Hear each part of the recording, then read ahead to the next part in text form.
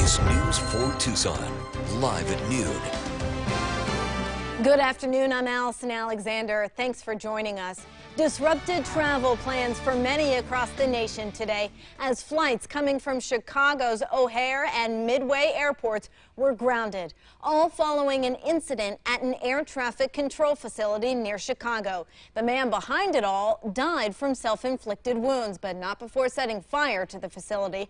We'll have more on what we know about the incident in a moment, but first, let's hand it over to Michelle Relaford, who's surrounded by stranded passengers at Chicago's O'Hare.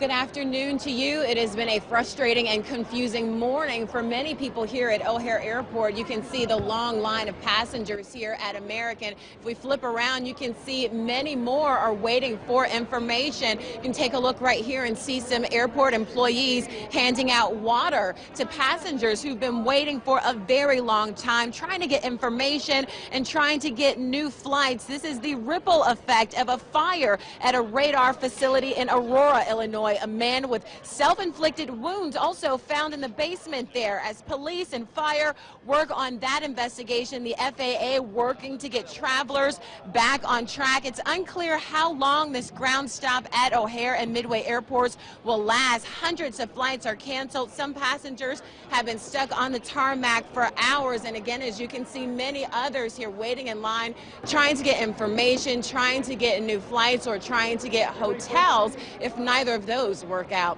At O'Hare Airport, I'm Michelle Relaford. Now back to you. The ripple effect from what happened in Chicago affected flights here in Tucson. Departures from Tucson International to O'Hare were canceled. Also in Sky Harbor, at least 5 departures were called off. Many delays as well. So check your airlines for the latest if you're expecting anyone flying in from that area today.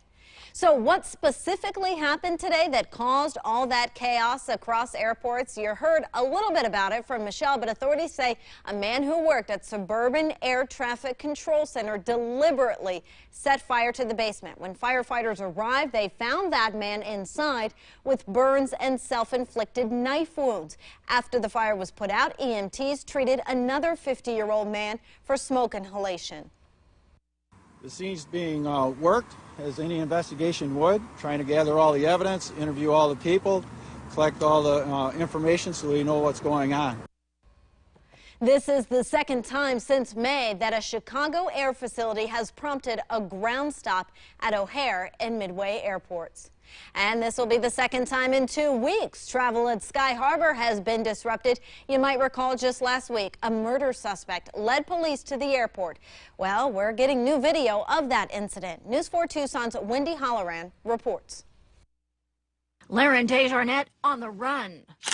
Surveillance cameras capture his mug as he hot-tails it outside the terminal. Here he runs onto the airport shuttle bus. No one seemingly understanding what's really going on. Security staff telling passengers not to get on the bus. Within minutes, he gets off the bus and takes off inside Terminal 4. It was a little panicky.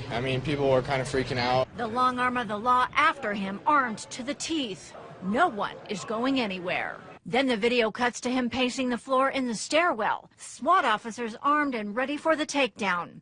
Facing the long arm of the law, rifle barrels staring down his face, Desjardins surrenders without a choice. Charged with? This is 1 count of unlawful flight from law enforcement vehicle, a Class 5 felony. 1 count of conspiracy, a Class 6 felony. 1 count of reckless driving, a Class 1 misdemeanor. So who is Laurent Desjardins? Good luck to you, sir. He's going to need it because he's got a prior criminal record. Originally from Michigan, in 2009, he did jail time for manufacturing and delivering cocaine. In 2011, Desjardins was arrested by Dearborn police and sent to the Michigan Department of Corrections for nearly 2 years on a conviction of cocaine possession. He skipped out on his probation. It's not clear when he arrived in Arizona, but he has a propensity for flight from law enforcement and has an outstanding warrant for his arrest in his home state. When investigators tried to interrogate him, he said he wanted an attorney. That was Wendy Holloran reporting. To Sonoyta now, where summer storms